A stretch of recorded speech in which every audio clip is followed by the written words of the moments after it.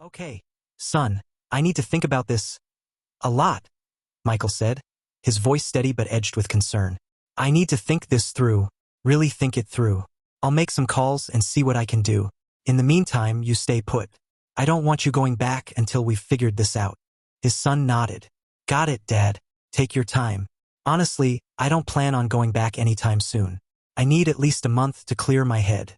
6 months straight of studying is a bit much, even for someone like me. In all honesty, all he wanted was to accumulate some system points before whatever his dad had planned. Time flew by, and before he knew it, a month and a half had passed in the blink of an eye. 1988 was over, and now it was February 1st, 1989. During this time, Maverick mostly stayed at home, only visiting the magical side of the world a few times to try out some things. Most of his time was spent napping or watching TV, but Maverick made sure to dedicate some time each day to his magical exercises, if only to stay somewhat productive. The workouts didn't just help him improve his magical energy, they also left him with a satisfying sense of well-being. It was the kind of feeling you get after a good workout, when the tension in your body fades, and you can't help but feel a little lighter, a little stronger. Other than that, he didn't practice any magic and only did some reading from the magical side. Name: Maverick Caesar. Class: Wizard. Rank: Magus. Magical energy: 481 plus. Points: 478. Increases 10 points per day. Extraordinary characteristic points: 1. Increases 1 point per year. Extraordinary characteristics: excellent grade spellcasting. Talents: magical energy manipulation, advanced plus. Magical sense, advanced plus. Transfiguration, advanced plus. Potions, beginner plus. Alchemy, beginner plus. Spells. His magical energy had increased by a couple of points from the small workouts, and he had now accumulated nearly 500 system points to use freely. However, he wanted to accumulate more, at least 2,000, not to increase his magical energy, but to raise a solid offensive and defensive spell to master level. Achieving master level proficiency would mean he had surpassed the level of Hogwarts professors. He came to this idea after thinking about the Patronus charm. According to the system, being able to cast a corporeal Patronus is considered advanced, but for most witches and wizards, casting a solid Patronus is seen as nearly mastering the spell. But most adult wizards, including Aurors, the magical law enforcement, don't have a deep enough understanding of the spell to produce a full Patronus. It was the same case with talents like Transfiguration. He believed that Professor McGonagall's proficiency in Transfiguration was at peak advanced level but not quite at master level yet. In any case, all of this was based on hypotheses, and he believed there wouldn't be much difference in the actual situation. Only time would tell. As for magical energy manipulation and magical sense, he had gathered enough information from various books to make a comparison. A typical magus wouldn't be aware of these two innate talents and would have to work tirelessly just to master the basics. Only a rare few geniuses might reach something close to intermediate proficiency before advancing to the rank of Great Magus. Based on the stories and information he had read, a Great Magus should have these talents with proficiency that goes beyond intermediate, reaching an advanced level. The mastery he had with these two talents at the Magus rank was beyond genius, with his understanding matching that of a Great Magus, which there are not even 100 alive recorded. Advanced proficiency in any talent or spell, as recognized by the system, can be considered a very high level of mastery in the eyes of regular wizards and witches. Regarding Archmagus, there are recorded instances of fewer than 10, and he found almost no details about their prowess, mostly hypotheses from other authors of the books, lacking actual facts. The only certainty is that their control over magical energy would be extremely high, at least at advanced level proficiency, and most likely at master level proficiency. Again, these thoughts were all just speculation based on logical reasoning after his research, and the actual situation may differ. Maverick then shifted his focus to the extraordinary characteristic points, and just as he had expected, on January 1st, the value increased by 1 point. Over the past month, he had thoroughly studied the extraordinary characteristic, focusing on why and how the system reacted to it. He had visited the leaky cauldron a few times just to test his assumptions. One thing he was certain of was that the extraordinary characteristic could only be copied from non-living objects. He had tested it on magical creatures like a goblin from Gringotts, magical animals from the pet store, and even a house elf he encountered in one of the shops. However, none of them triggered any reaction from the system. However, when he tested it with magical objects such as flying broomsticks, wands, and even bags enchanted with extension spells. All of them prompted a reaction from the system. The reason he hadn't copied their characteristics was that none of the objects he had encountered were of excellent quality or higher. His wand did trigger a reaction, but it only notified him that he had already copied its function. Moreover, the latest model flying broomstick he had come across only displayed a normal-rated extraordinary characteristic. Since he had only one opportunity to copy per year, he decided to hold onto it until he encountered an object with an excellent or mythical rating. Today, his main focus was the upcoming meeting his father had arranged to address his peculiar situation. For the past month and a half, he had trusted his father to find a solution and hadn't asked about it. Although he was a reincarnator, his parents had raised him. 18 years had passed, and he loved them as any child would love their parents. Furthermore, he knows without a doubt that the love his parents have for him is real and unconditional. After finishing his usual morning routine, Maverick came downstairs for breakfast. Both his parents had taken the day off as a very special guest was expected to join them. Someone his father had mentioned as one of the few people in the world who could help with his situation. His mother and father were already seated at the table, having breakfast, and he joined them. As he sat down, his mother poured him a glass of freshly squeezed orange juice. "So, Dad, when is our guest coming?" Maverick asked, starting the conversation. "Noon, probably.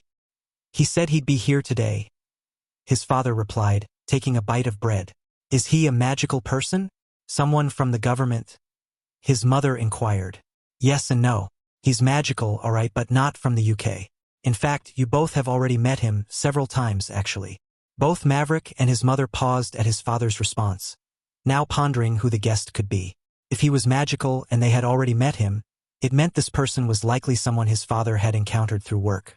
And since their family had met him multiple times, the person must be more than just a work acquaintance, perhaps a close friend. "Now I'm curious," his mother said impatiently. "Michael, why don't you just tell us? Why all the mystery?" His father smiled and replied, "It was that person's suggestion, and I was asked not to reveal who it is." Maverick felt most of his concerns ease at that. After hearing his father's explanation, he was fairly certain that the guest wasn't just anybody. It was someone his father truly trusted. Hours passed, and just as the clock struck 12, the doorbell rang, prompting the family of three, who were sitting in the living room, to look in the same direction. As Ariel began to rise from her chair to answer the door, her husband stepped in front of her and spoke hurriedly. "You both stay. I'll get it." Ariel leaned back on the sofa, and Maverick gave his father a nod. At the same time, he extended his magical senses to see who it was. After a moment, his eyes widened in surprise. Maverick's surprised expression lasted only a moment, so his mother didn't notice anything. Half a minute later, his father returned, but he was alone, causing his mother to raise an eyebrow. "Ahem, Ed, you can show yourself now," Michael said, shaking his head and showing a smile. Maverick had already sensed the presence of someone next to his father, cloaked by a powerful disillusionment spell. If it weren't for the advanced proficiency in his magical sense talent, he would not have been able to detect anything. "Ha ha ha!" A booming, hearty laugh spread through the room as a blond, muscular middle-aged man, wearing an orange shirt with flower patterns and brown shorts, appeared out of thin air. Maverick had been trying his best to remain calm ever since he noticed the very familiar person outside their house. He wanted the surprise to unfold as intended, and even felt a bit guilty for having used his magical senses to take a peek. Before anyone, Ariel exclaimed aloud, "Edward!" with her eyes wide open. "Ari, you haven't aged a day. Has this workaholic been treating you all right?" Edward stepped forward with a wide grin and gave Maverick's mother a big hug. "It's good to see you, Edward. Welcome to Britain," his mother answered while returning the friendly embrace. Maverick had also risen from the sofa by this point. After greeting his mother, Edward turned to him. Over the past 18 years, Maverick and his family had visited the States multiple times, as his mother's side of the family lived there. Edward, or Uncle Ed as he usually called him, was a close friend his father had introduced to his mother and him when he was only 6 years old. He was a reincarnator, so even though his physical age was 6, he still remembered most of the important things, even from when he was an infant. Every time Maverick's family visited his maternal grandparents, they would also visit Edward's home as they got more and more acquainted over the years. From his earliest years, Uncle Ed always had the presence of someone who was extremely outgoing and friendly. Edward was also married and had a family, and on the rare occasions they visited the United States, their families would often go on outings together. At that moment, as Maverick and Edward's gazes met, Maverick suddenly felt an overwhelming wave of pure presence wash over him, as if he were standing before a higher being, shrinking to the level of an ant in comparison. To his mother and father, it seemed like a simple exchange of glances before Edward stepped in for a hug, but for Maverick, the brief moment felt strangely longer, almost unnaturally so, before the sensation vanished. "Little Rick, you've grown taller." Before Maverick could fully process what had just happened, Edward pulled him into a big, hearty embrace. Uncle Ed, it's good to see you." Maverick returned the hug, though with a bit of hesitation, still unsettled by the surreal experience. As Edward released him, he placed his hands firmly on Maverick's shoulders and gave him a good look. Maverick, trying to conceal his nervousness, met his uncle's gaze. By now, Maverick was absolutely certain that his seemingly ordinary uncle was far more extraordinary than he had ever imagined. "So, I hear you've been giving your old man a bit of a headache," Edward said, grinning widely as he locked eyes with Maverick. "Edward!" Before Maverick could respond, his mother stepped in, her protective instincts kicking in as she noticed his nervousness. Ever the loyal guardian, she acted without hesitation. "Ha ha!" Edward chuckled at the sound of her stern voice. He let go of Maverick's shoulders and turned around. "Relax, Airy. I was just getting a measure of your son." She eased her stance, crossing her arms firmly under her chest. "I'm more upset that after all these years, I had no idea your family was magical," she said, her tone sharp as she turned her gaze to Michael. "And you've been keeping all of this from me." Michael flinched, preparing to play the classified card, but Edward intervened. "Ha ha ha. In my defense, Sylvia's no witch. She's as much a muggle as you are. Only Bella and I are special." "Really?" Ariel asked, her surprise evident. "Really. We met as two normal humans, fell in love like normal people. Magic is just a part of me. I'm human first, Airy." Edward's tone softened, a touch of melancholy creeping in, contrasting with his burly frame. "Ah, that's so sweet and romantic." Ariel's stern demeanor melted instantly. Michael shook his head at the sudden shift in his wife's mood, while Maverick simply watched the scene unfold. "Haha, enough about me. We're here to talk about your son," Edward said, redirecting the conversation. Laughter seemed to be a natural part of his speech. "Right?" Ariel responded, waving a hand dismissively. "I'll go prepare lunch while you boys talk." Michael sighed, looking first at Maverick, then at Edward. "Come on, let's sit and talk," he said, patting Edward's shoulder. Maverick sat across from his father and Uncle Ed.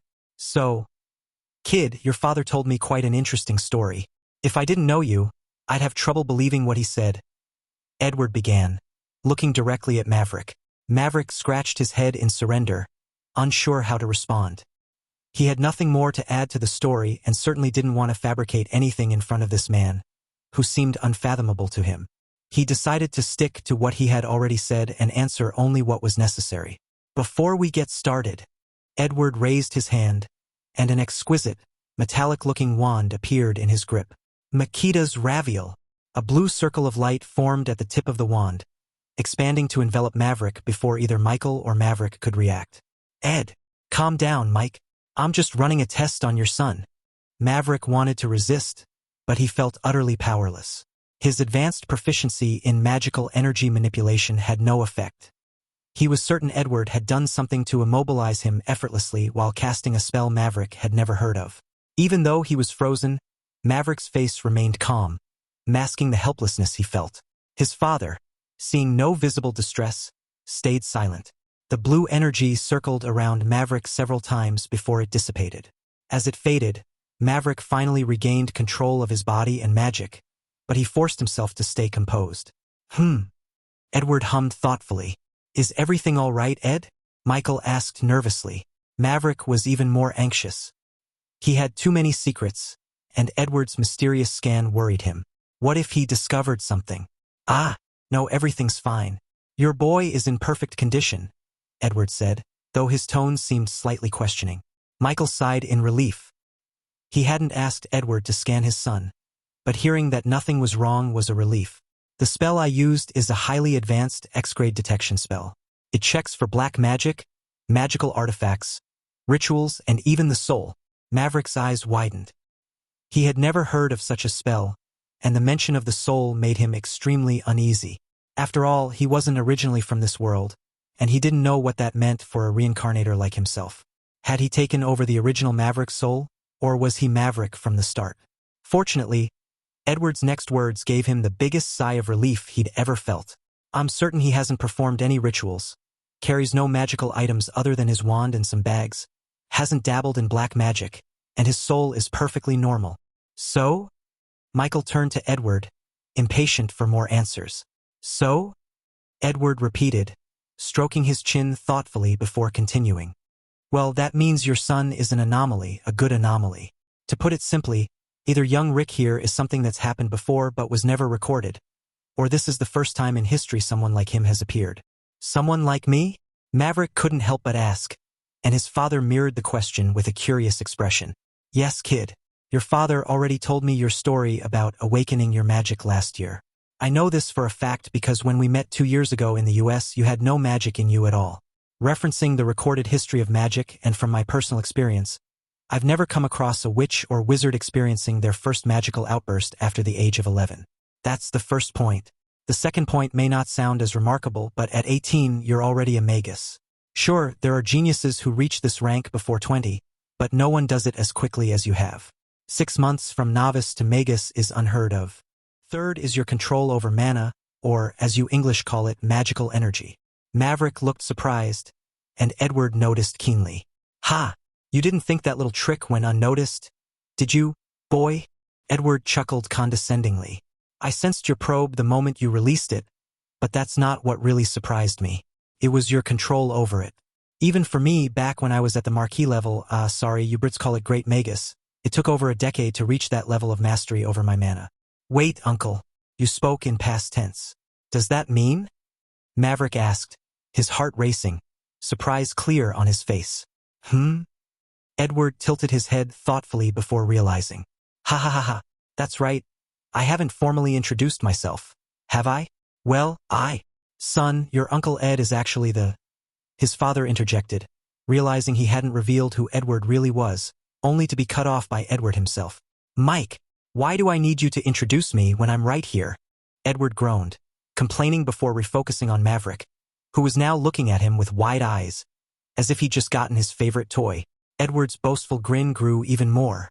As I was saying, Uncle Ed here is... Edward puffed out his chest, pointing his thumb at himself. America's only king-level wizard, and the only one in the entire West. The strongest of the Sev. Third, arguably, Michael interrupted with a blank, disapproving stare. Edward's jaw dropped, a vein bulging on his forehead. He's considered the third strongest archmagus. That's what he's trying to say. Michael once again spoiled his friend's introduction. Who says I'm the third? That blasted woman Bagshot has no idea what she's talking about. Edward shot up from the sofa, rolling up his sleeves, ranting about the historian. Dad, Uncle, I don't understand what you're talking about, Maverick lied, playing dumb. But now he had a general idea and knew exactly who his uncle was. Moreover, his uncle had always been like this, so his current behavior didn't surprise him at all. Carefree, extremely extroverted, kind, and outgoing. It's just that now Maverick had to add a few more adjectives like outrageously strong when describing Edward Garling. Anyway, don't believe the silly books. Rick, now, where were we? Yes, mana. Your control over mana is very, very advanced. When you probed me as I first arrived, I noticed that, although you spread your mana, it was extremely precise, directed only at the door, exactly on point. That is something only a peak marquis or a king can achieve. Sorry. Like I said before, a marquis is what you'd call a great magus, and a king level means archmagus. We in the West like to complicate things, as you see. This is so cool, Uncle Ed. You're Edward Garling. I mean, I knew your name before, but now this feels kind of... different. Cool, Maverick commented, expressing genuine surprise. When he had read the books and come across that name, he had never once considered it might be the same person.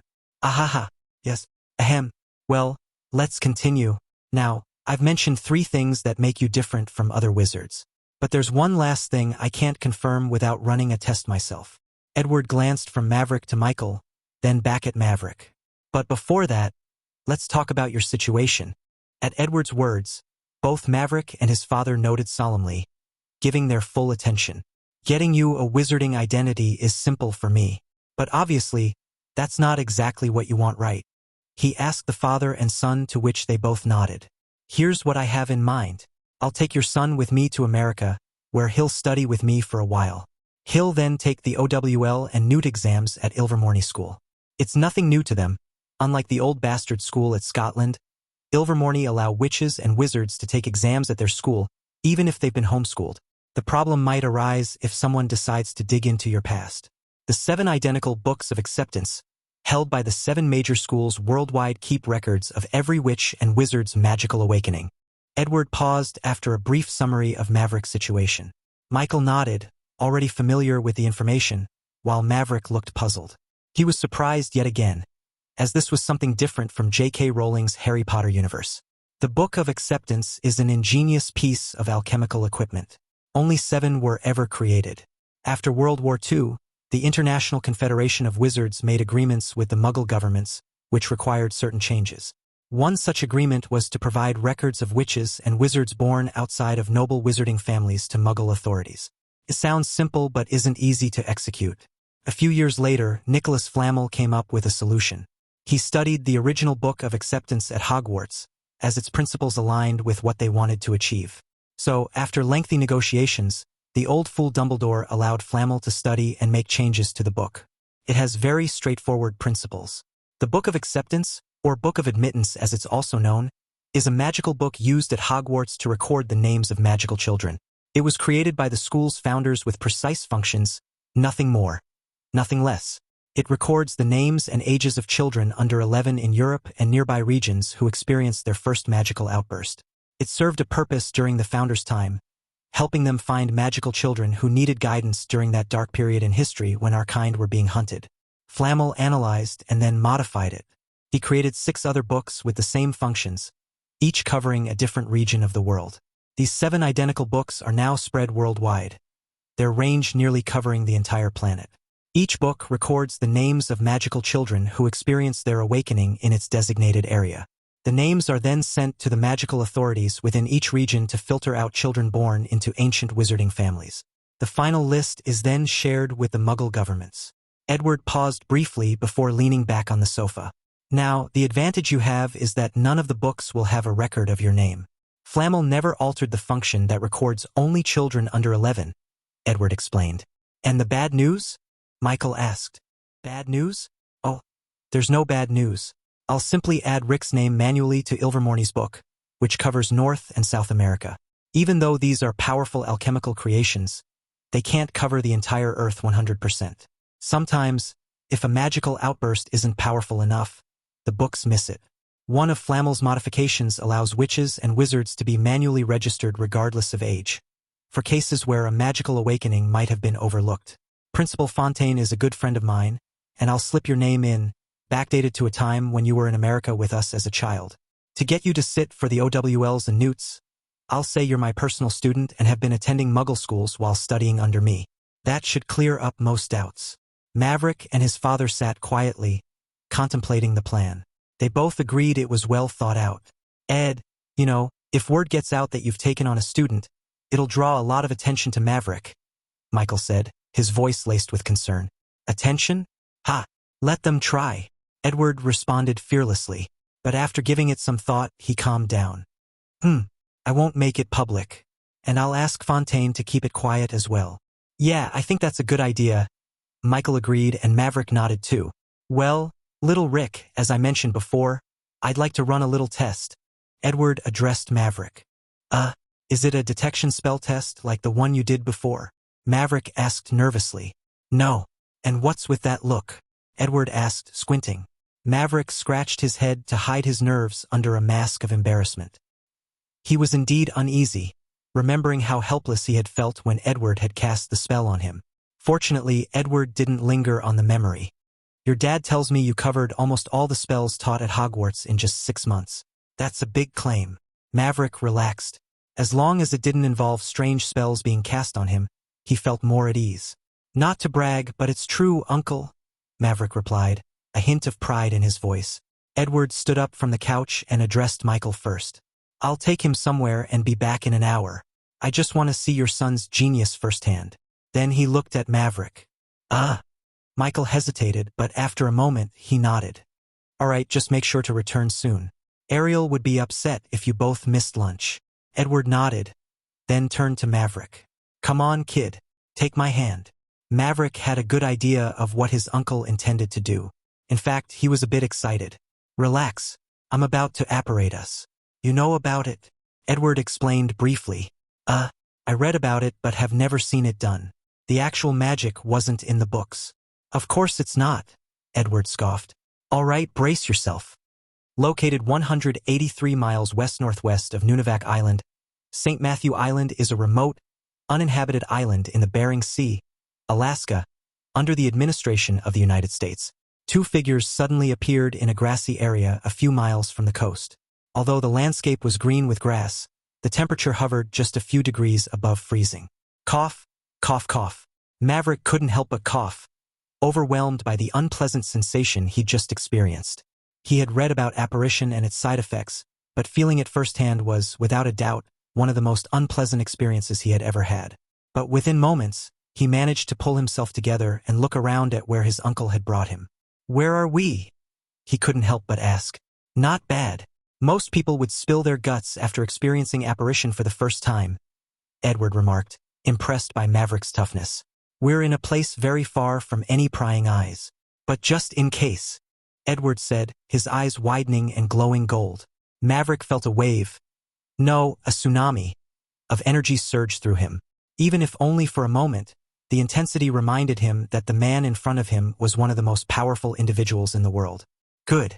Not a soul in sight, Edward said after a moment of silence, and Maverick was certain that his uncle had just completed a wide-range scan of the area. He waited for his uncle's instructions, still unsure why he had been brought to such a remote place. Somewhere so distant he didn't even know where they were. All right, little Rick. First, I want you to demonstrate what you've learned. Show me a few spells you're confident in. Maverick thought it over. It seemed his uncle simply wanted to verify his claims. Maverick raised his hand, and his wand slipped from the holder strapped to his arm and into his grasp.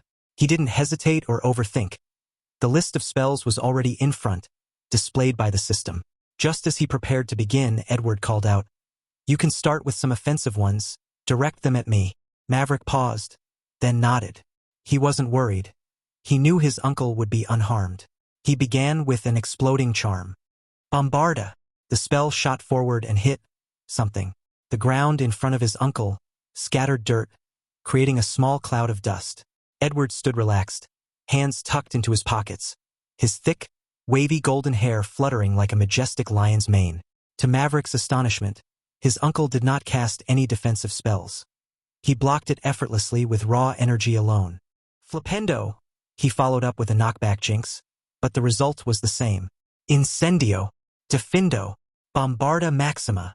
He unleashed several spells, each he knew with intermediate proficiency, ending with a more powerful version of the exploding charm. Yet his uncle remained in place, calm as if the spells were nothing more than light gusts of wind. The final spell made him raise an eyebrow, but that was it. Maverick took a deep breath, preparing to cast the spells he knew best, at the advanced proficiency. First, he fired a binding spell, chanting Petrificus Totalis, then immediately followed up with a powerful stunner. Stupefy! Both spells crashed against the invisible energy barrier in rapid succession, scattering rocks and creating a far greater impact than before. Still, the barrier held firm, and his uncle remained unfazed, as nonchalant as ever. Clap, clap, clap. Edward showed a satisfied expression, clapping 3 times in praise. All right, now show me the defensive spells.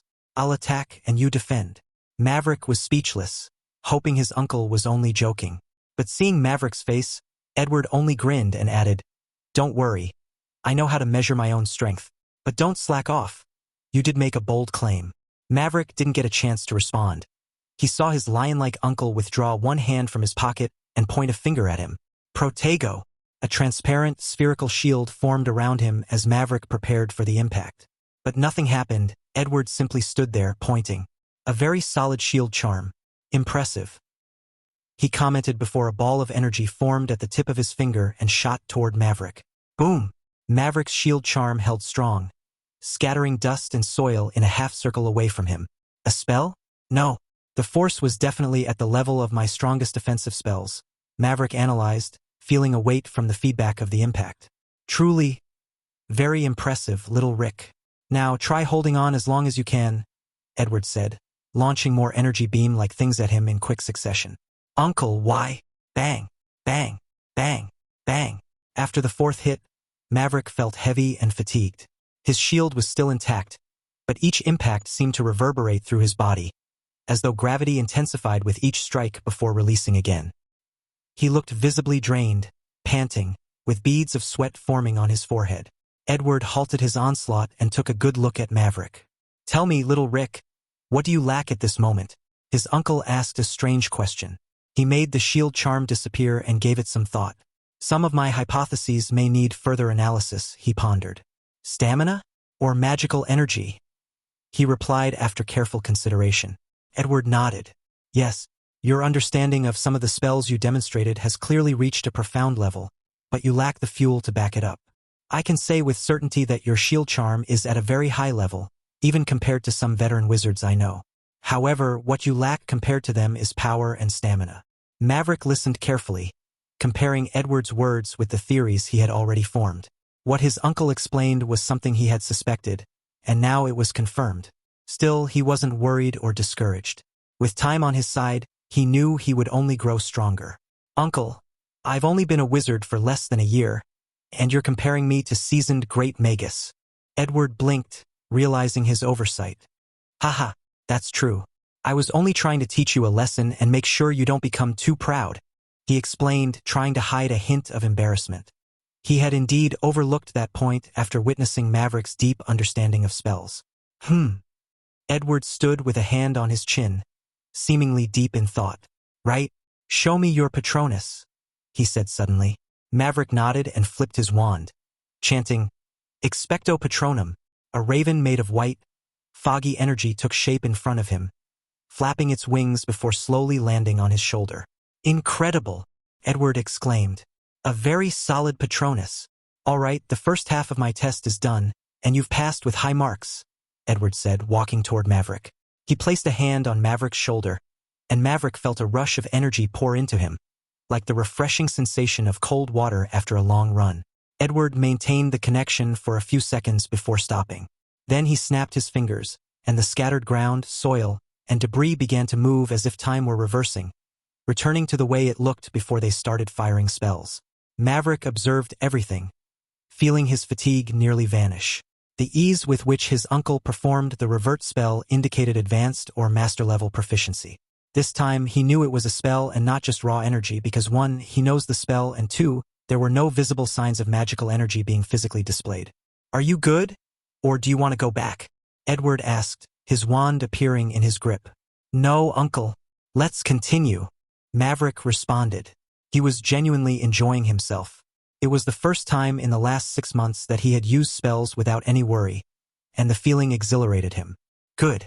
Now, this is my last test for you. If you pass, I will take you on as my apprentice, Edward said expectantly, crossing his arms over his chest while holding his wand in one hand. I thought you had already decided to take me in as your student, uncle, Maverick said, showing a shy and slightly confused expression as he scratched his head with the tip of his wand. True, that's me taking you as a student. I have 9 at the moment, and only one of them is my direct apprentice. For my students, I won't be teaching them personally much, only some selected courses. Instead, I have my close confidants as their teachers. But make no mistake, they are all extremely knowledgeable, at least at the marquis level. So don't be disheartened just because you may not become my apprentice, little Rick. It's still much better than learning from any school in the world. Edward grinned and gave a thumbs up. Maverick carefully considered his uncle's words. He resolved to do everything he could to become Edward Garling's apprentice because he believed that with his uncle as a backer, he would have a much easier time accomplishing his future plans. But if not, that was fine as well. After all, his relationship with Edward would be more than just that of a student. He was also a good friend of his father. He knew he was being a bit shameless for thinking like that, but it was just a fleeting thought. Either way, it was a win-win situation. I understand, Uncle. Let's get started, Maverick said, nodding solemnly with a determined expression. Edward raised his wand. Pay close attention to my wand movements and listen carefully to the incantation. This is a spell I developed myself, and only my students and apprentices have had the opportunity to learn it. Illusio lunam lectorum. Tell me, little Rick, have you ever heard of a spell that can trap someone in a true illusion? Maverick paused, considering his answer. You mean like a confusion charm? Yes, in a way, Edward replied, nodding thoughtfully. But this is something different. I'm talking about a true illusion, a spell that goes beyond that. Maverick furrowed his brow, digging through his memories. He recalled the spells he had learned, and spells from the Harry Potter series, but nothing came up. This spell, I created it myself. One of a kind. Edward's gaze was fixed on Maverick. I want to test your genius. If you can grasp it as you claim to have learned the entire 7-year spell set, I'll decide whether to take you on as my apprentice or welcome you as one of my students. I have no doubt that you can learn it. Any genius can. The spell is easy to pick up, but very, very difficult to master. And I don't expect you to master it right away. I only want to see enough understanding to measure your potential. Taking a few steps back, Edward raised his wand with deliberate care, his eyes never leaving Maverick's. I've only taught this spell to a select few. You're the 10th person I've ever shared it with. It can be a powerful tool, even a trump card when you need it most. Maverick watched closely. With his heightened magical sense, he noted even the smallest movements or deviations in the chanting. He wanted to impress Edward Garling. This spell can be very dangerous in the wrong hands. After many instructions, he finally advised caution and adopted a serious expression he rarely showed. Pay close attention to my wand movements and listen carefully to the incantation. Illusio lunam lectorum, he demonstrated with a swift, fluid flick. This motion must be firm and sharp like a blade. In that instant, your mind must be entirely clear, your intent singular, to dominate. You must visualize in detail the illusion you want to create, the texture of the air, the light, the sound, all of it. Whatever you wish them to see, feel, or even fear, you must build fully in your mind and project it. One requirement for casting is a grasp of the mind arts. But you have something better. Your mana perception is exceptionally high, making up for that. Maverick's expression turned into a mix of curiosity and caution. Most spells in the mind arts were not something he wanted to experience. To an ordinary observer, Edward's movements might have seemed like simple wand flicks in the air. But with his magical sense heightened, Maverick noticed slight ripples spreading from the tip of the wand, like invisible waves. He focused intently. 1 second, 2 seconds, 5 seconds. When no visible changes occurred, doubt crept into his expression, only to shift back to shock as he felt a tremor in the ground. His gaze remained fixed on Edward, and he was stunned to see Edward slowly begin to disappear. That was what his senses told him. The slight quake beneath him was consistent but not intense. All of his senses were on high alert, searching for any abnormalities. Along with the tremor, Edward's physical form gradually became transparent until, a few seconds later, he vanished completely. Maverick was certain now that he had fallen under the spell, and he hadn't even noticed. The tremors intensified, forcing him to spread his legs wider to maintain his balance. The victims wouldn't even realize they were caught, echoed Edward's voice from everywhere. Maverick strained to locate its source but failed miserably. You can change the smell. Suddenly, a burning scent filled the air. The sounds, a loud boom, like something detonating beneath him, erupted from below, and Maverick instinctively glanced down. Sight! The tremors grew stronger, the ground shook violently, and Maverick struggled to keep his footing. Boom! A burst of fire, no lava, spurted up like a small eruption a few meters away, causing him to lose his balance and fall back. The sensation on your skin. Each declaration grew louder and echoed around him, overwhelming Maverick as he tried to make sense of it all. He felt the heat, even the shock wave which pushed him back a bit, forming two lines where his boots dragged the ground beneath. Boom! Boom! Boom! More eruptions surrounded him, first from the east, then the west, front and back. He felt the heat radiating against his skin. Chunks of lava hurtled toward him, and instinct kicked in. He stumbled, leaping from the cracked ground and darting toward an opening. Boom! A larger explosion erupted directly in front of him, and the shockwave sent him flying backward. Maverick looked visibly shaken. This was the first time in both his lives that he had experienced something like this, a near-death experience. He even forgot that this was just a demonstration of an illusion. Using all 4 limbs, he turned to run. Rumble. The ground directly below him began to shake, forcing him to hesitate. Rumble. Rumble. No. No, no, no. This isn't real. Maverick reminded himself, panic rising. Crack. The ground split open beneath him, creating a chasm that separated him from safety. Crack. Crack. The gap widened quickly, and Maverick clung desperately to either side, his arms and legs straining to hold on. No, not real. Not real. Rumble. A gust of hot air rushed up from below, where the front of his body faced. His eyes widened as he saw the glow of red lava surging toward him. He could neither run nor jump. All 4 limbs barely kept him from plummeting into the abyss. Arg! He squinted in pain, feeling the intense heat against his body. His eyes were wide open as he looked helplessly at the lava rushing toward him. No, no. He closed his eyes, bracing for impact. Then nothing came. After a moment, he remembered to open them, only to find Edward standing in front of him, the scene peaceful once more. Then, thump, thump, he felt the adrenaline coursing through him, his body reminding him that he had just experienced something intense. Maverick subconsciously turned his head frantically, trying to make sense of what had just happened. Well, how was it? His frantic behavior was brought to a pause upon hearing the familiar voice. He looked ahead at his uncle. What just? He struggled to speak. His voice was low. How was your experience? Edward inquired again, this time showing a helpless smile, thinking he might have gone a bit overboard with the demonstration. Maverick finally came back to his senses. He had felt curiosity, confusion, shock, and then fear, all without realizing it. That was real? He could only ask. Real? Edward echoed, tilting his head slightly. What does real mean? I mean, that felt so real. Maverick corrected himself, finally getting his mind back on track. Do you want to feel it again, so you can grasp the sense of it? Cough. That felt so real. I didn't even know when I got hit. Is there a way to break free from it? He coughed to rid himself of embarrassment, then changed the subject and asked instead. Break free? Yes, there are 2 ways. First, you have to realize that you are under an illusion. Then, if your mana reserves are greater than the caster's, you can brute force your way free from it. Otherwise, you need to have extreme mastery over your mana sense, just as I do. Then, you can spread your mana inside your body very rapidly in an irregular manner, allowing you to break free from the illusion, Edward explained in one breath.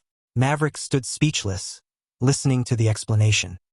He asked the question not expecting an answer, feeling that if he were in Edward's position, such valuable information shouldn't be given away so casually. Why, you think I shouldn't share this information? Edward asked, his tone mixed with amusement. Maverick sheepishly scratched his head in embarrassment, realizing his uncle had somehow guessed his shrewd little thought. First, you are Mike's son. I've known him for over 2 decades. He is one of the few people I consider a truly brotherly friend. And I've known you since you were a baby and have a general idea about your personality, enough to judge your character. Second, you're about to become my student, and I consider my students to be the people closest to me apart from my family.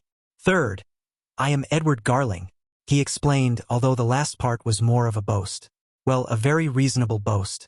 Maverick scratched his head again, showing an embarrassed grin before speaking. So then, Uncle, teach me the principles behind the spell, the chanting, and the wand movements a few times. I'll learn it in an hour. Edward gave him a disdainful look. Boy, if you can learn this and even cast a simple illusion on me in an hour, I'll owe you a favor. Saying that, he materialized a small, rolled-up parchment by tapping the ring on his right middle finger. Read this and burn it. I wrote this specifically for you, given your extraordinary achievement in mana control while you were embarrassing yourself under my spell. Whether you can start to comprehend it or not, we'll be returning in an hour. It's been half an hour already, and I don't want to get a scolding from your mother. Hearing the Archmagus speak as if his mother were something dangerous seemed really silly. But that's who his uncle was, a person who truly valued those who were his close confidants, powerful or not. Maverick caught the parchment, unrolled it, and started reading. The instructions were simple for him. The principles of utilizing magical sense, which he already knew, combined with everything else here, made him think he could get started right away.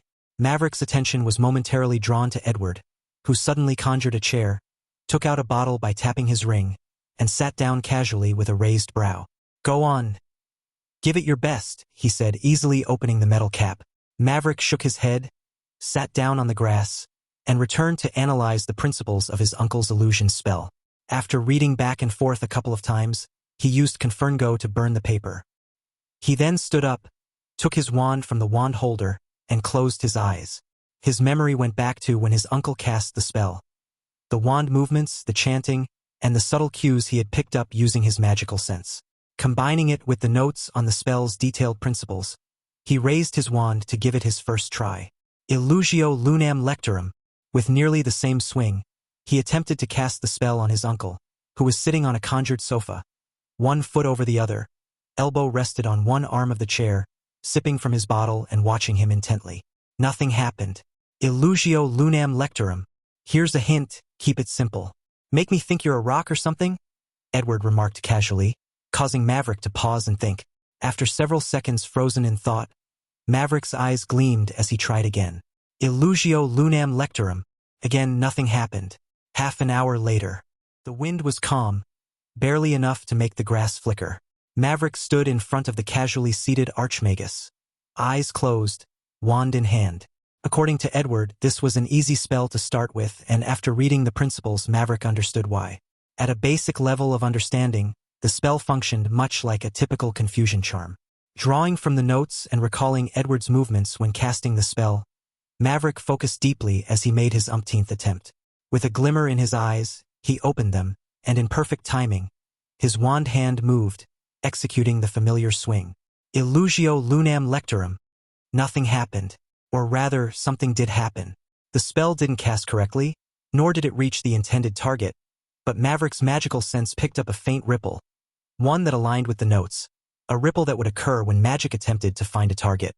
The ripple formed briefly, only to disappear immediately, signaling a failed attempt. Ahaha! Come on, little Rick. Let's get you home. I'm starving. Edward stood from his conjured seat. He had undoubtedly noticed the subtle improvement in Maverick's last failed attempt. But to him, it wasn't enough to be considered as anything, even getting started. However, instead of the look of disappointment that might follow a failed attempt, Maverick's face showed nothing but ecstasy. He did his best to suppress his emotions and watched as Edward dispelled the conjured seat, obviously ready to head back. When their eyes met, Edward spoke first. I said it was an easy spell to get started with, but I never meant learn it in one day easy. Even Bella took a month to cast the simplest illusion. So don't be so hard on yourself. He paused, allowing Maverick to process his words. Little Rick, if you can cast even a simple illusion, using the principles of my spell, within a month, I'll consider you qualified. Maverick, however, gave a confident grin, one corner of his mouth curling upward. Edward misread it, thinking Maverick had either agreed or felt confident he could complete the challenge sooner than a month. But what Edward didn't realize was that Maverick's smile held a different meaning, and he was about to give the man a major surprise. After all, his system had just prompted him that his proficiency had reached beginner level in the illusion spell immediately following his last attempt.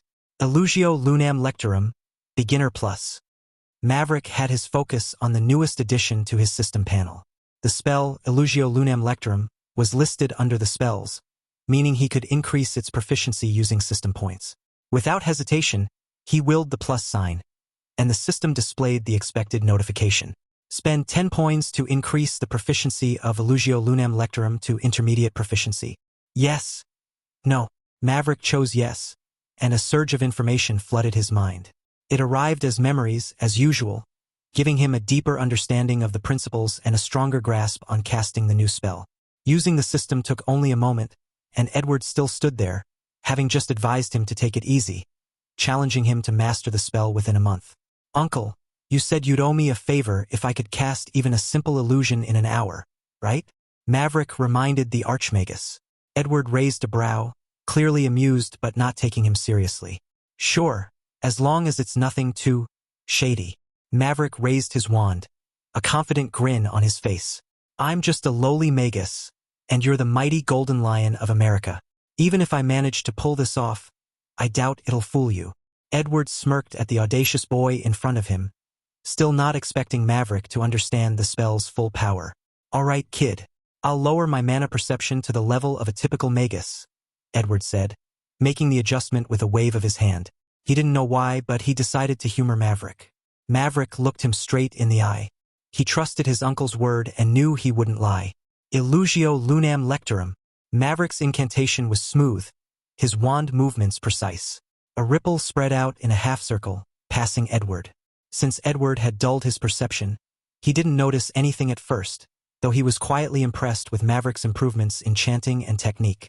Then, in a delayed moment of realization, his eyes widened, showing genuine surprise for the first time that day. Maverick, or rather what Edward saw as Maverick, began to change. The transformation was surreal and a bit unsettling. Maverick's skin, hair, and clothing turned an intense, matte black, absorbing the surrounding light until he looked like a shadow rather than a person. Slowly, his form began to break apart, each piece dissolving into feathers, peeling away one by one. The air grew eerily still as Edward's gaze locked onto the image before him, hypnotized by the strange metamorphosis. From the darkness of Maverick's form, pairs of red, raven-like eyes flickered to life, piercing and cold. Each pair blinked, shifting in and out of focus, and then morphed, each one transforming into a pitch-black raven that emerged from the shadowy figure. Then, in an explosive burst, the black mass disintegrated, scattering in a cloud of black feathers and dark, beady eyes. Ravens shot out in every direction, filling the air with the frantic flapping of wings. Within seconds, Maverick had completely vanished, leaving only a sky filled with cawing ravens that spiraled up and dispersed, leaving behind a heavy silence. Snapping out of his shock, Edward instinctively activated his mana, breaking the illusion instantly. Maverick reappeared, standing calmly in the same spot, wand still raised. Edward's face shifted from shock to serious contemplation, and finally, to a sigh of helpless admiration. Shaking his head, he muttered, "Calling you a genius doesn't cover it. You're a monster, kid." Maverick lowered his wand with a grin, replying, "Just don't let Mom hear that." Edward laughed. A deep, genuine laugh, before his gaze turned serious, locking onto Maverick's. "Maverick Caesar, I don't say this lightly. I want you as my student, my direct disciple. Will you accept?" It was clear this wasn't just an offer. Edward's tone was deeply respectful, his expression serious, and beneath it, a hint of worry, almost as if he feared Maverick might refuse. Maverick looked at the now solemn Archmagus with equal seriousness. He bowed first, then spoke earnestly. "Please, accept me as your apprentice." Instead of a simple yes, he made it a request, understanding it would honor his uncle's status as an Archmagus, one of only 7 known to be alive today. Edward recognized the gesture, and Maverick's thoughtfulness elevated his respect even more.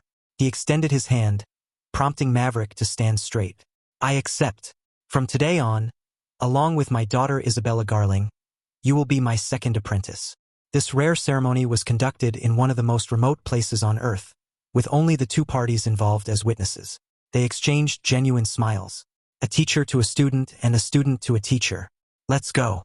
I hope it's not too late and I don't get your mother on my back," Edward said, placing a hand on Maverick's shoulder. "By the way, do you know the disillusionment spell?"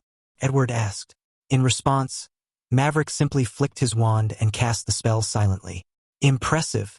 Get ready," Edward said, performing the apparition. The 2, now teacher and student, appeared in front of Maverick's house. Under an invisibility charm, they were unnoticed by anyone around. They walked up to the door, and Maverick rang the bell. "I liked the thing you did with the ravens," Edward said as they waited. "Where'd you get the idea?" It just came to me." "Haha, you've got a sharp mind, little Rick. Combine that with some creativity, and you'll be a force to reckon with," Edward praised, encouraging him. Maverick shared the feeling, sensing this spell would become one of his most valuable assets. Click. The door opened, revealing Michael. Thanks to the disillusionment charm, he saw no one, but he was used to it and knew Edward and Maverick were there. He stepped aside, and after a moment, closed the door behind them. Inside, Maverick lifted the charm, and Michael let out a sigh of relief. "Is it bad?" "How bad?" Edward asked, eyes wide. Maverick watched the little exchange between his teacher and father, not commenting. After all, they'd only been gone an hour and a half. No, it's fine. I told her you'd be back in 2 hours, and you're here before that, so we're safe. Haha, let's go then. It's been too long since I've had Aries cooking. They made their way to the kitchen, where Maverick's mother was setting the table. A while later, Maverick, his parents, and his teacher sat around the table, enjoying a delicious lunch prepared by his mother. So, what's the plan now? Will you be going to America with Ed? Or? Michael asked, looking between Maverick and Edward. Well, you don't expect Edward to play nanny every day, do you? Ariel chimed in. Haha, no need to worry about me and Rick here. Yeah, I'm not a kid, mother. I'm almost 19. You'll always be my kid, young man. His mother shot him a look, daring him to argue. Maverick, the prodigy magician, and Michael, Britain's prime minister, both sighed, surrendering to the only authority higher than themselves. Ha ha ha ha. Edward's laughter did nothing to save them from the embarrassment. I'll head to America with Uncle. I'm planning to take my exams in June, so I need to cover a lot in potions and alchemy. I've read the books, but I need hands-on experience. Take your time with it, Rick, Edward advised earnestly. Potions and alchemy are practical subjects. Reading's good, but that's just part of it.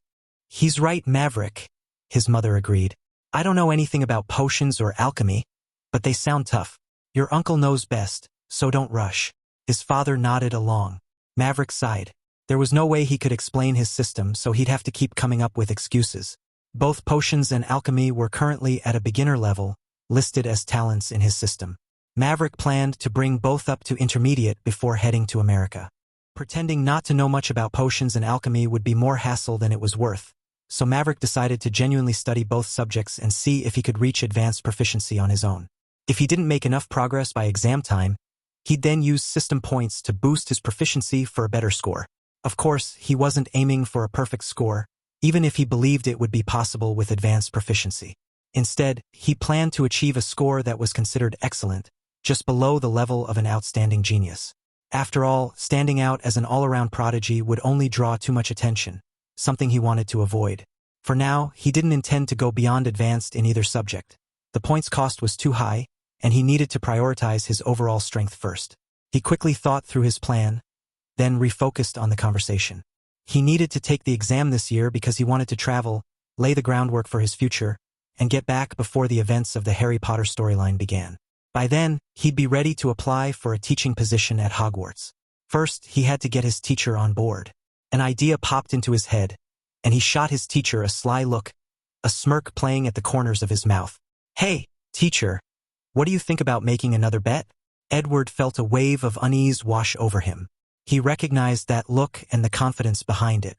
He raised his hands in mock surrender. All right, you can take this year's exam. But potions and alchemy aren't really my strong suits, so when you get to America, I'll set you up with 2 tutors, good friends of mine. Then, realizing he had more to say, he added seriously, but listen, kid, you're my student now, and I don't want to see any average grades. You don't have to be at the top, but I expect you to do better than average. If not, you might as well wait until next year. Maverick grinned and nodded. Don't worry, teacher. I'll make you proud. Later, Edward left the Caesar family home after explaining his plan to help sort out Maverick's identity issue with his parents. Before he headed out, Maverick asked for a few key spells, ones he couldn't find in any of the books. Without hesitation, Edward shared everything he asked for and reminded him to take it easy before heading to America in a week. After Edward left, the family settled back into their usual routine, and the week flew by before they knew it.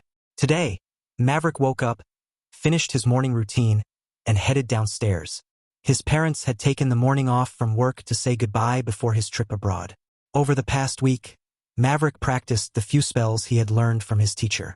It turned out to be surprisingly easy to understand them well enough for the system to recognize and prompt him. The spells included the Confundus Charm, Occlumency, and Apparition. When Maverick went to ask his teacher for them, he hesitated at first because he didn't want Edward to ask too many questions, and he genuinely preferred not to lie. To his surprise, Edward handed them over without hesitation, only warning him not to practice apparition without supervision and reminding him of its dangers. Maverick agreed and meant it. Occlumency and Confundus was very simple for him, and he was able to get the system to recognize in half a day. However, after reading the principles behind the apparition spell, The system surprised him by actually listing the spell. It showed that he had at least a basic understanding of it. This was true in a way since he grasped the principles. All that was left was for him to perform the spell. Maverick guessed that his previous experience with the spell, along with his higher proficiency in magical sense and magical energy manipulation, might have played a role in the system recognizing it without him even trying to perform it. He didn't hesitate to raise the 3 new spell to advanced proficiency. They were very useful and gave him more ways to protect himself. Name: Maverick Caesar. Class: Wizard. Rank: Magus. Magical energy: 483 plus. Points: 108. Extraordinary characteristic points: 1. Extraordinary characteristics: excellent grade spellcasting. Talents: magical energy manipulation, advanced plus. Magical sense, advanced plus. Transfiguration, advanced plus. Potions, intermediate plus. Alchemy, intermediate plus. Spells: acquired advanced proficiency. Illugio Lunam Lectorum plus, Flipendo plus, Bombarda plus, Expelliarmus plus, Protego plus, Finite Incantatum plus, Petrificus Totalis plus, Stupefy plus, Patronus Charm plus, Episci plus, Reparo plus, Revelio plus, Disillusionment plus, Wingardium Leviosa plus, Acclemency plus, Apparition plus, Confundus plus. Acquired intermediate proficiency. Outside the VIP complex at Heathrow, 3 sleek black SUVs sat in a tight row, their police lights flashing red and blue across the quiet terminal. No sirens, no rush, just that low hum of serious business in the air. The doors of the front and back SUVs opened first, and 3 men in sharp black suits stepped out from each. They moved with practiced precision, taking up positions around the middle vehicle. One of the men from the front SUV, his face calm but alert, walked over to the middle vehicle. When he reached the door, he paused and glanced around sharply before opening it with a steady hand. From inside, 2 men and a woman stepped out, exuding relaxed yet noticeable confidence. They were dressed sharply, moving with an easy assurance. The man in front was tall and striking, wearing a black trench coat over a black suit. He had a calm, self-assured expression that subtly set the tone. Right behind him was a younger man, equally good-looking, with slightly tousled black hair and a focused, laid-back vibe. He walked confidently in a sleek black leather jacket, zipped down to reveal a crisp white shirt underneath. His black jeans added a casual touch, and a black Louis Vuitton backpack hung effortlessly over one shoulder. Next to the young man was a beautiful woman in smart casual attire, blending elegance with an easy style. Her hair was neatly styled, framing her face as she exchanged a few casual words with him, her expression warm and inviting. The men from the other SUVs stayed put, holding their ground like statues, eyes constantly scanning the area for any hint of trouble.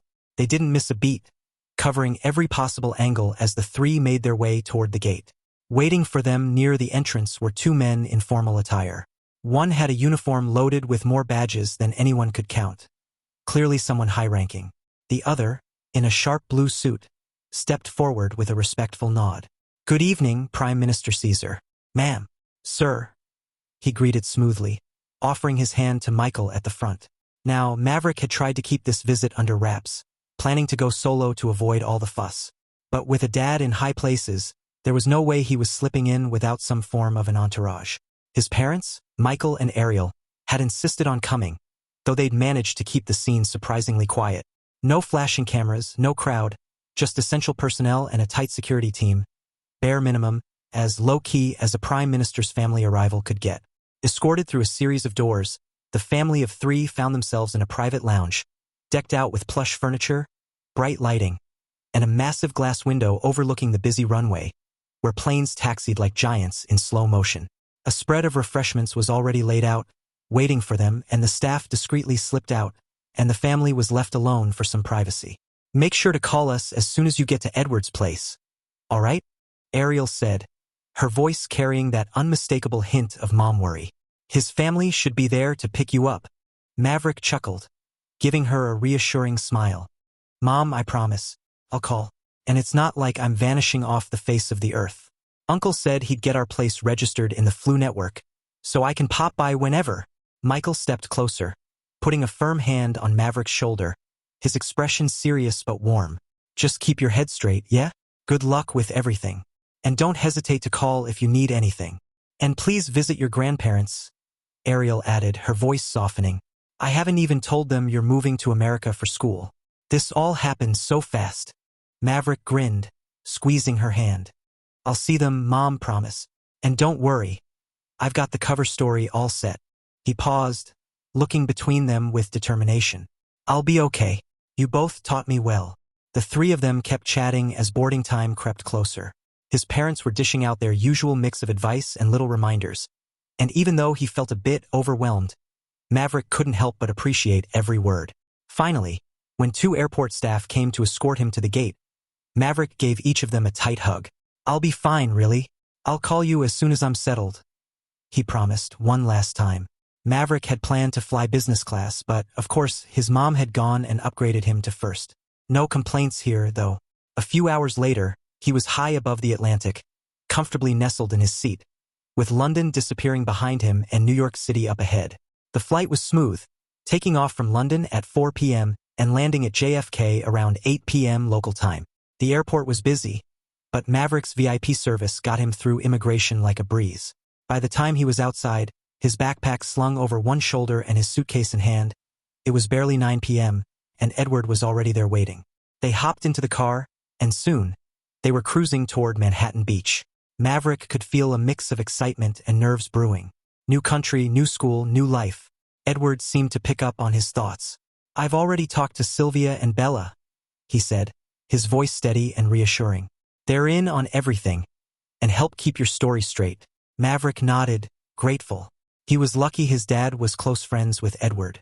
Without his help, establishing his wizarding identity without leaving any loose ends would have been a real nightmare. In under an hour, they rolled up to Edward's place, and Maverick's eyes widened. High walls surrounded a massive 4,000-square-foot property, like a hidden sanctuary. As they drove through the main gate, two men in black suits nodded respectfully.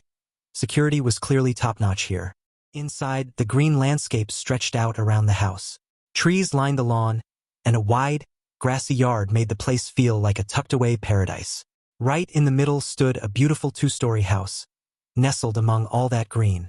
He felt like the place was a hidden paradise. As the car pulled up to the grand house, Maverick spotted a beautiful woman and a girl waiting on the steps, their faces lighting up with welcoming smiles. Mother and daughter, no doubt, the resemblance was uncanny. Their expressions carried that unmistakable, "We've been waiting just for you" vibe. Maverick stepped out, feeling the familiar warmth of the Garling family already. Edward headed to the back of the car to grab his suitcase, while the woman and girl came down to meet him. The woman enveloped him in a hug, her voice soft and warm. "It's so good to see you again, Maverick," she said. This was Sylvia Garling, Edward's wife. With her easy smile, rich black hair, and effortless beauty, Maverick couldn't help but wonder if Edward might be casting a little magic to keep her looking that young. She could easily pass for someone in her late 20s, not the mother of a teenage girl. "This must be your first time seeing our real home," she added, her smile gentle.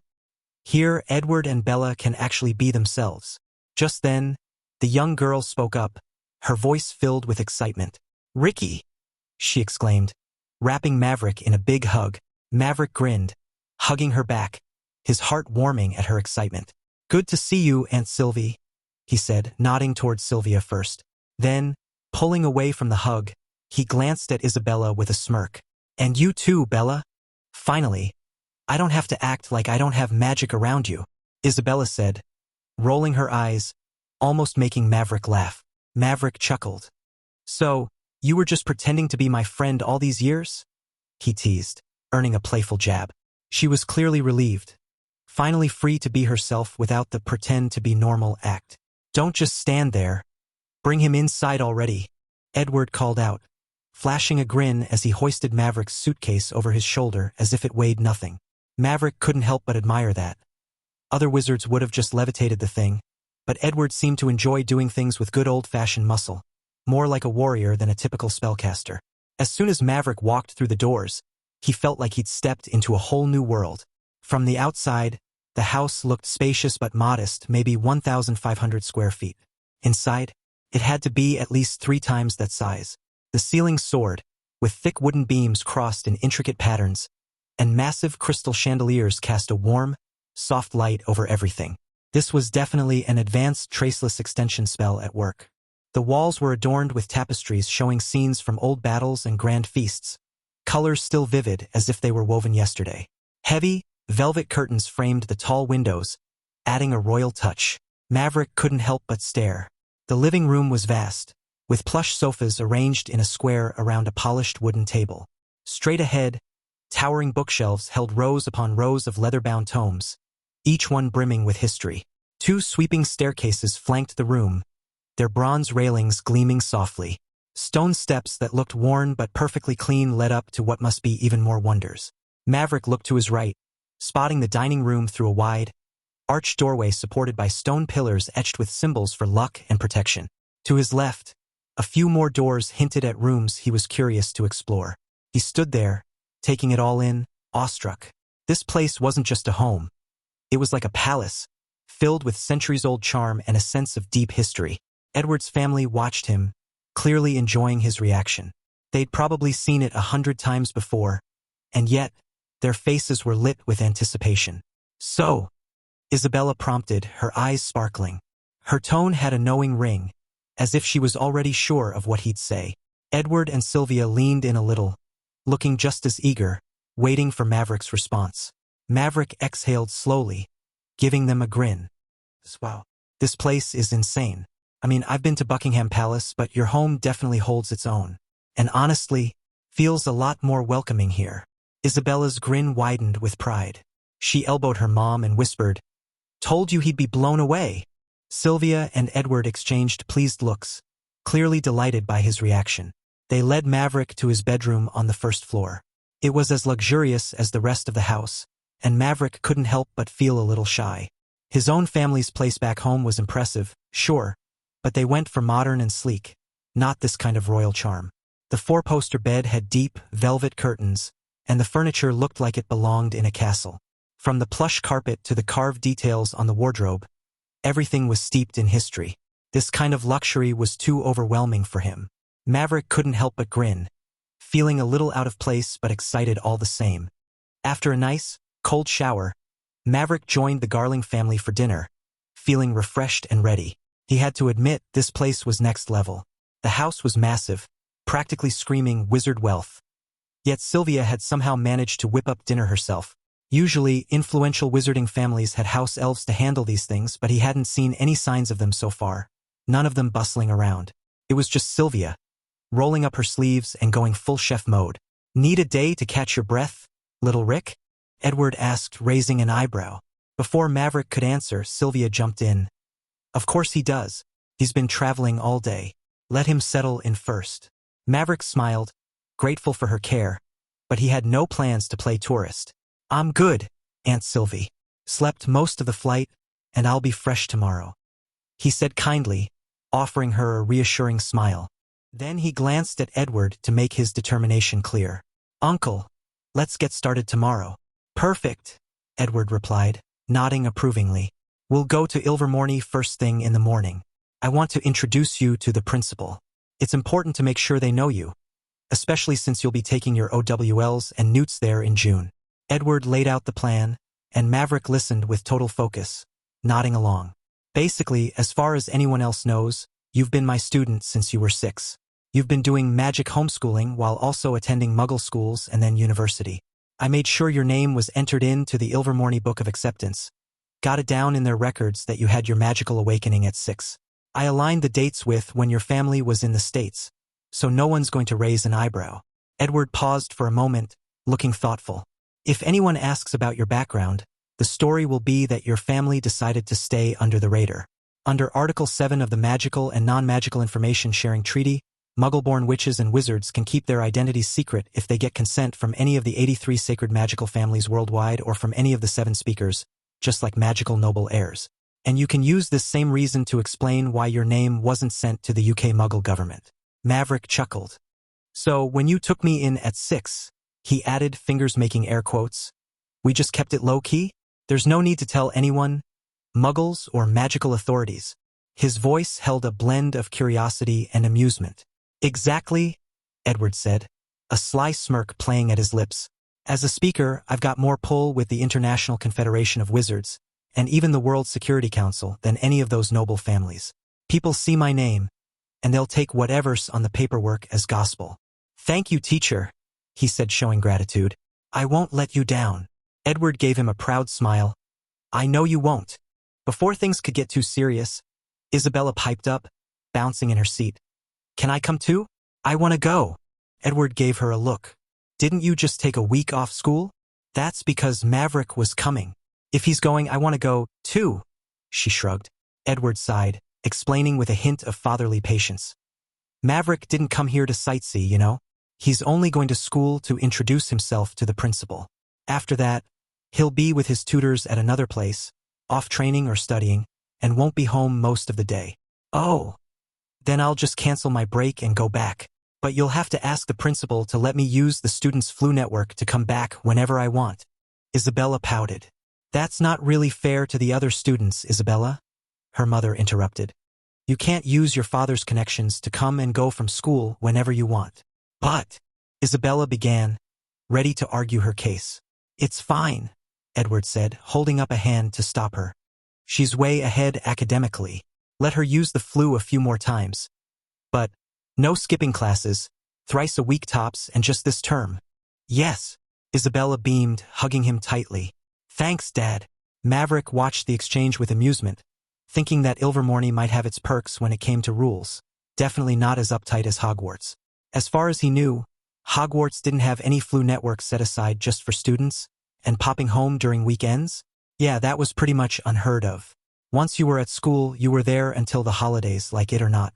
Turning back to Maverick, Edward went on. After the principal meeting, we'll meet with your potions and alchemy tutors. You'll have 3 hours with each tutor daily. You'll also get to meet some of my other students there, and when you're back here, I'll take over with physical exercises, dueling, wizarding laws, politics, and etiquette. Edward leaned in, eyes serious. You've chosen to sit the exams in June, so we have 4 months to get you ready. It's going to be intense. Think you're up for it? Maverick's face lit up with excitement. Finally, real training, real dueling. No way was he planning on slacking. I'm more than ready, he said, his voice steady. Edward nodded, a spark of pride in his eye. Good. Show me what you've got. Dinner went off without a hitch as Maverick regaled them once again his epic tale of how he discovered magic and everything he's done since then. Sylvia listened with enthusiasm, but Isabella looked downright flabbergasted. Honestly, if her dad hadn't backed up Maverick's story, she might have thought he was just making it all up. After wrapping up dinner, Isabella dragged Maverick off for a tour of the house, even though her mom kept insisting he should kick back and rest after such a busy day. The place was truly impressive. They strolled through a jaw-dropping library filled to the brim with more books than Maverick could count. Next up was a brewing room that smelled like a potion explosion. Then there were the chill rooms, decked out with all sorts of non-magical fun, like pool tables and a cinema room that made him wonder if he just walked into a movie studio. He had to admit it was kind of cool. But the real showstopper was the basement. Calling it a dueling practice room felt like calling a dragon a lizard. This place was practically a stadium, nearly as big as a football field. It had dummies to practice on, target areas to test his aim, and a ton of workout gear that looked like it could turn anyone into a superhero. After a whirlwind 2-hour tour, Maverick finally made his way to his room, waving goodnight to Isabella, ready to crash and catch some sleep before diving into the excitement of the next day. High up on the peak of Mount Greylock in the northeastern U.S. stands the majestic Ilvermorny School of Witchcraft and Wizardry. While Hogwarts looked more like a medieval castle, Ilvermorny was more of a modern, magical mansion. It had soaring towers, sprawling wings, and an intriguing fusion of European and Native American magic. Enchanted protections keep it hidden from the no-mages, that's American slang for muggles, making sure it stays out of sight, often wrapped in swirling clouds that cling to the mountain. Ilvermorny was founded back in the 1600s by Isolde Sayre, a descendant of Salazar Slytherin himself, and her non-magical husband, James Stewart. Yep, a Slytherin and a no-mage. Although the school started small, it didn't take long before Ilvermorny became North America's pride and joy, welcoming young witches and wizards from all over North America. Like Hogwarts, Ilvermorny has 4 houses, and students study many familiar subjects with a few unique twists. There's potions, defense against the dark arts, herbology, magical creature studies, charms, transfiguration, the classics. But they also have classes like wand crafting, which you won't find at Hogwarts. It's a full, well-rounded magical education that takes its American roots seriously, honoring Native American traditions woven into the lessons and customs. The headmaster's office was in the highest tower, one side facing Misty Mount Greylock and the other showing off the entire school. The room's huge, with tall ceilings and walls lined with shelves holding ancient-looking books, magical artifacts, and relics from North American wizardry. A big, carved wooden desk sits near a giant window, giving a breathtaking view of the valley below. Behind the desk, a portrait of the founders, Isolde Sayer and James Stewart, looks on, nodding every now and then at visitors like they approve. In a burst of green flames, the flue fireplace in the corner suddenly lights up, and out steps Edward in his formal wizarding robes, all business. Behind him is a teenage girl in a crisp Ilvermorny uniform, looking confident, and then a young man who seems a little wobbly but is doing his best to keep his cool. The headmaster, Agilbert Fontaine, stands up to greet them. He's a tall, silver-haired wizard who looks about 50, with a thick white beard and kind eyes. He's got this gentle yet commanding vibe as he steps around his desk. "Welcome, Speaker Edward," he says warmly, shaking Edward's hand. "Headmaster," Edward replies, with a nod that's both respectful and friendly. The headmaster then turns to the girl and raises an eyebrow, a teasing smile on his face. "Isabella, thought you'd be taking the week off," he says, sounding almost like he's in on a joke. Isabella blushes and smiles shyly. I decided not to," she mumbles. Agilbert just raises an eyebrow, giving her a knowing look that says he's not buying it but isn't pushing either. Finally, he looks over to the young man.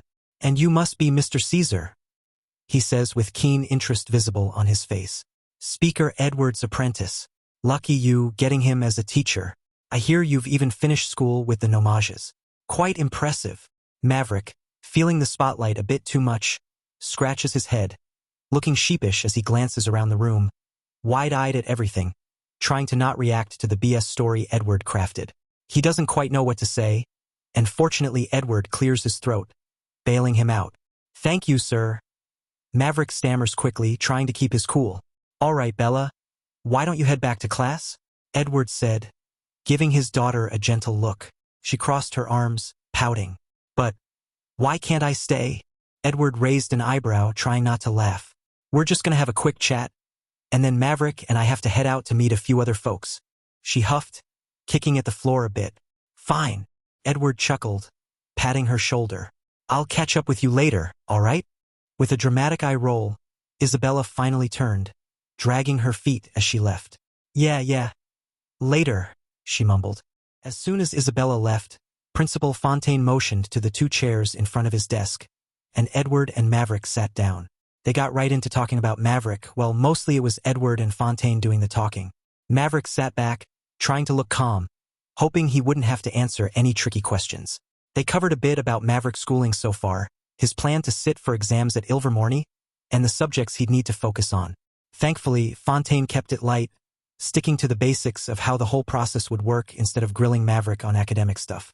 After they'd covered everything, Fontaine gave an approving nod. With the details ironed out, Edward and Maverick got up and thanked him. They stepped back to the flue fireplace, green flames flaring to life around them as they disappeared, heading to one of Edward's outposts. This was where Edward personally trained and guided his team, and Maverick was about to get a closer look at what that actually meant. As soon as Maverick stumbled out of the flue fireplace, he took a look around. The room was small, probably about 10 by 10 feet, with flickering candles lining the walls, casting a warm glow. There was only one door right in front of them. Where are we?" Maverick asked, looking over at Edward. Edward smirked.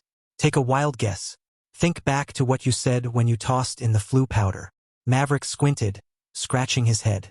"Matthew's safe house?" he asked, sounding unsure. Edward chuckled. "Exactly. We've actually been here before." Maverick tilted his head, trying to place it. "Wait. This is the place where we operate to practice spells, right?" Edward nodded. "Yep. The Cold Island, as you called it." "Oh!" Maverick's eyes lit up in recognition. "That's right, St. Matthew Island, Alaska," Edward said, heading toward the door. "Middle of nowhere, far from anyone. Perfect spot for an underground base." He swung the door open, then looked back at Maverick with a grin. "All right, come on. Let's go say hi to everyone." They walked into a huge hall. Instead of candles, the ceiling had some kind of glowing fixtures that filled the whole place with a clean, white light. The room was big, about a quarter of a football field, Maverick guessed. There were 2 doors on each side, left, right, and straight ahead, and only the one they'd just come through behind them. Maverick's eyes quickly locked onto the people standing in a line facing him and Edward. Up front were a man and a woman who looked a lot alike, maybe in their 30s, likely twins. Beside them stood a group of younger-looking, likely teenagers, 3 girls and 5 boys. Maverick didn't miss the quick glance they all gave him, mix of surprise and curiosity as they measured him out. Simon, Sarah, children, how've you all been? Edward called out as he walked over, with Maverick trailing behind him. We're good, boss, the woman, Sarah, answered, while the man, Simon, nodded in agreement. All good, teacher. The teenagers echoed in unison, their voices full of energy and respect. Edward noted, smiling at them. Then he patted Maverick's shoulder before speaking. This is my apprentice, Maverick Caesar. The teenagers' eyes widened as they took in Maverick. Simon and Sarah kept calm. Edward had already filled them in. But for the younger ones, this was big news. Up until now, only Isabella, Edward's own daughter, held the title of apprentice. None of them showed resentment, though maybe just a hint of envy. They each gave Maverick a respectful nod, which he returned with a slightly awkward wave. Hello, everyone. Edward stepped in. He's actually been my student for a while now. Just the first time I'm officially introducing him. The teens blinked, looking even more surprised. Edward continued. His situation's a bit different, so feel free to ask him questions if you're curious. Edward had already gone over the cover story with Maverick and decided to stick with the same one they'd given the Ilvermorny headmaster. Simon and Sarah already knew what was going on, and since Edward trusted them, so did Maverick. Sarah caught Edward's eye and spoke up, taking charge. Boss, you don't need to say much. If he's your apprentice, he's already one of us. She glanced back at the teens, who nodded in agreement. Good. Edward turned to Maverick, then gestured to Sarah and Simon. These 2 will be your main tutors. Sarah's a master potioneer, and Simon here is a professional alchemist. They'll start with a quick assessment today, then work out a lesson plan for you. Edward then turned his attention to the younger group before introducing each one. These are my students. The youngest are Donald, Ryan, and Elizabeth, they're 12. Then Ahmed, Nicholas, and Maya, who are 13. Lastly, Violet and Suresh, almost 15. He smiled warmly at them. Like you, they've been with me since they were little, right after they first showed their magic. They're like family, so I expect you all to get along. Maverick nodded, now offering a more sincere smile as he looked at the kids. Nice to meet you. The teens greeted him back with the same friendly, nice to meet you. Over dinner last night, Edward had filled him in on more about Edward's students, more importantly, their backstories. They weren't just students. They were magical orphans Edward had gathered from across the world. Kids he was guiding and training. Kids who would one day become his trusted circle. Maverick was sure this was just one class, among many Edward had taken under his wing. He wasn't going to ask questions. He didn't feel the need to. Edward was one of the 7 ICW speakers, an archmagus at the top of the magical world, and of course he'd have subordinates. More than that, Maverick trusted Edward's character, and was mature enough to know not to dig for answers where they weren't needed. Maverick quickly got to know the younger students while Edward pulled Sarah and Simon aside for a quick chat. The teens, who were Edward's students, took turns introducing themselves to Maverick, giving the basics this time. Maverick gave them his story too, about how he'd been learning from Edward since he was 6. They were a little surprised when he mentioned his dad was Britain's prime minister, but only mildly curious. They didn't pry. He didn't hide much, really. He and Edward had agreed only to make up the story about his magic awakening and the time period. Everything else, his family and his background, was not fabricated. After all, it wouldn't exactly be difficult. If people wanted to dig around about him, they'd figure this out eventually. The group got along surprisingly well. Nothing cliché, jealousy, or awkward vibes just because Maverick was Edward's direct apprentice. They all respected Edward way too much to feel any type of way about it. Maverick learned that this underground base was like their school, just like it'd be for him for the next few months. Teachers would show up and teach them different magical subjects, and after classes, they'd all use the Flu network to head back to their own homes. Edward had made sure they lived well, not stuck underground all day cramming spells like robots. In fact, They each had the option to attend a regular magic school or get this more personal one-on-one style of tutoring from Edward and his team. Every single one of them chose the latter. Some even studied non-magical subjects in regular schools, something Edward actively encouraged. He wanted them to understand both worlds, not just be limited to magic. These kids weren't just any random magical orphans. Each one of them was handpicked by Edward himself. He'd taken his time to look into their lives, consider their situations, their talent, and, most importantly, judge their character. He wasn't just teaching them spells. He was shaping their worldview, making sure they understood not to look down on non-magical people or their society. From what Maverick could tell, Edward believed in a kind of balance, a real respect for non-magical folks. He didn't see them as lesser, just different. His philosophy was clearly about long-term coexistence, keeping things peaceful, a world apart from some radical ideas that had torn through the magical world a few decades ago. Honestly, it wasn't hard for Maverick to understand why Edward felt this way. He'd read up on a lot of magical history and heard enough stories to piece it together. This universe wasn't just a version of Harry Potter, but also a mix of another, a more terrifying one. And because of that, it reminded him that if he ever became a powerful wizard, he'd need to keep his ego in check. They chatted for a while until Edward, Sarah, and Simon returned. With a quick goodbye, Maverick followed Edward and his two tutors to another room. This place felt like a mix between a classroom and a cozy lounge. Sofas and tables were arranged comfortably, with a big, classic chalkboard on the wall. Maverick took a seat on one of the sofas facing Sarah and Simon, who sat across from him with a table in between. Edward stood to the side, arms crossed, watching quietly. "All right, think of this as a little test," Simon said, his voice deep and confident. "We want to get a sense of what you know about potions and alchemy." "Yeah, so tell us what you understand so far," Sarah added, giving him an encouraging nod. Maverick took a breath and began explaining what he knew. He had upgraded his talents to an intermediate level in both potions and alchemy, so it wasn't just about memorized facts. It was as if he'd been practicing them for years.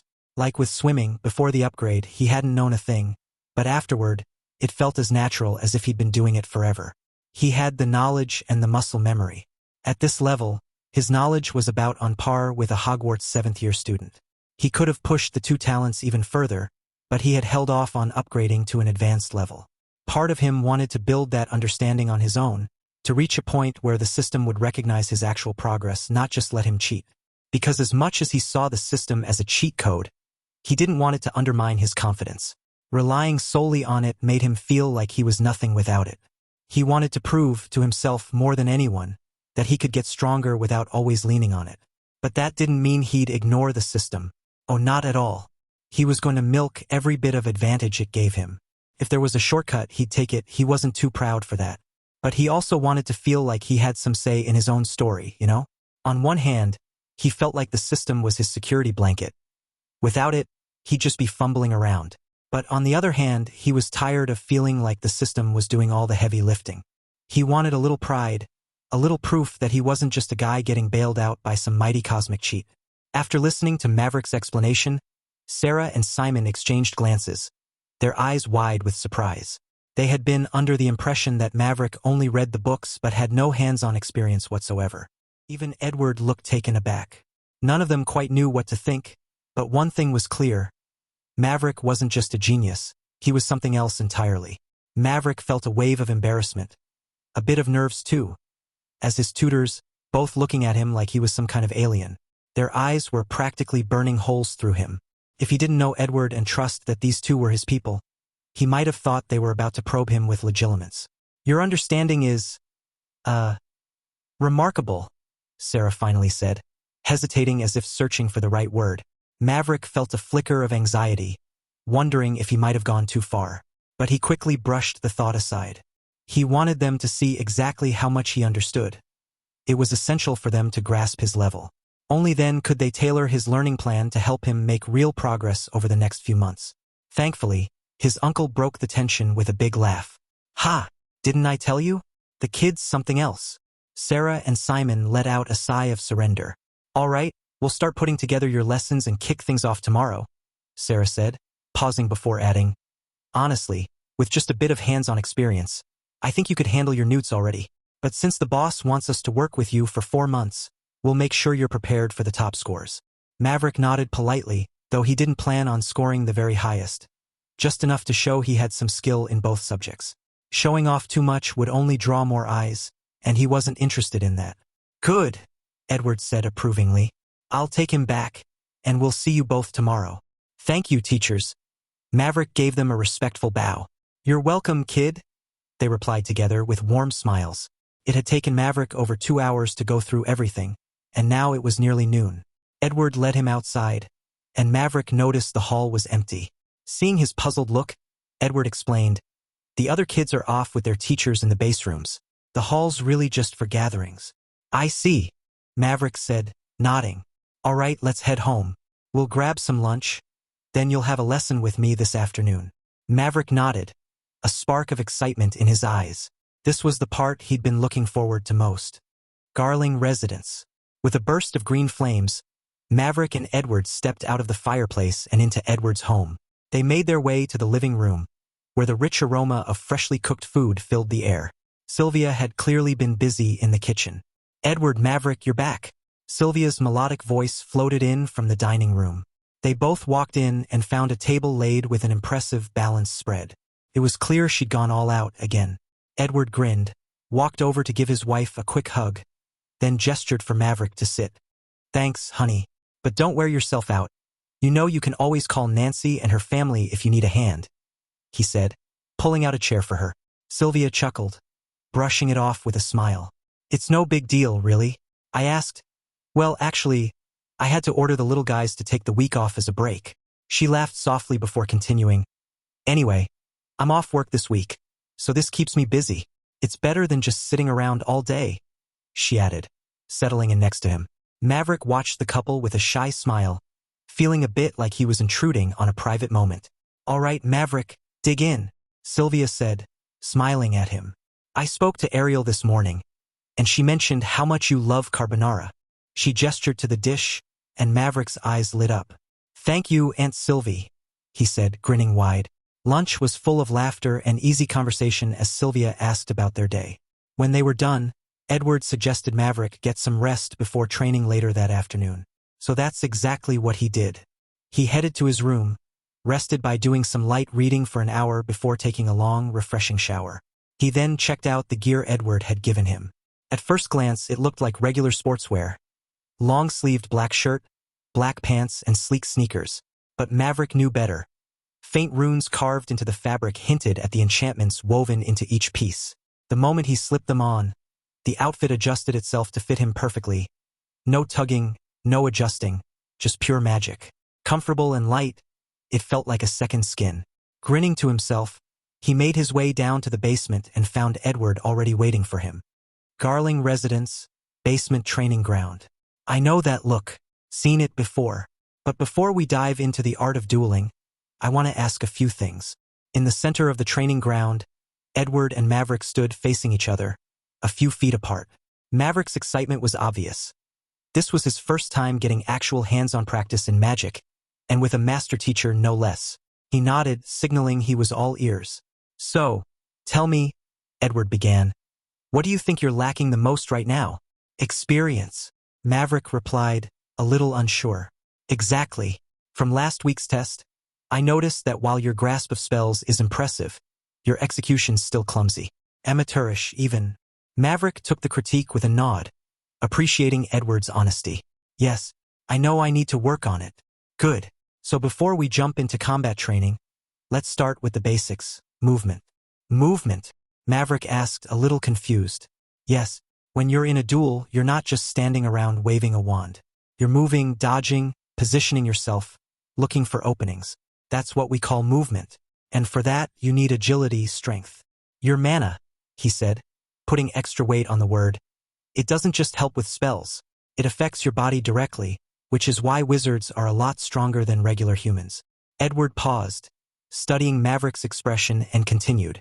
Watch. Without a step, Edward simply raised his right foot and brought it down. Boom!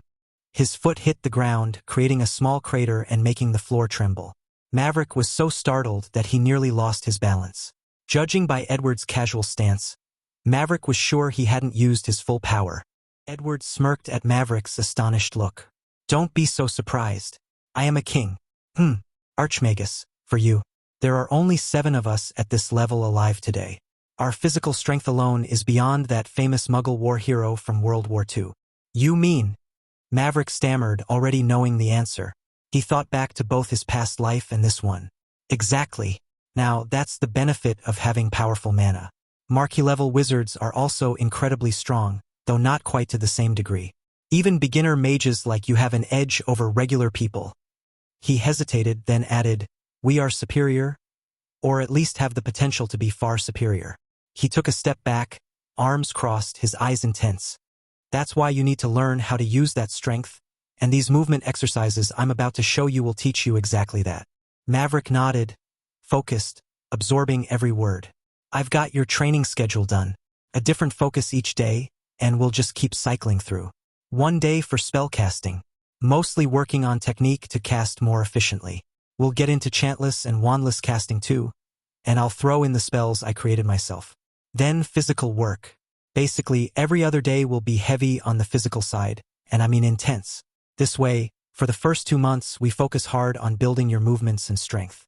On the in-between days, we'll take it lighter, focusing on other skills and letting you recover a bit.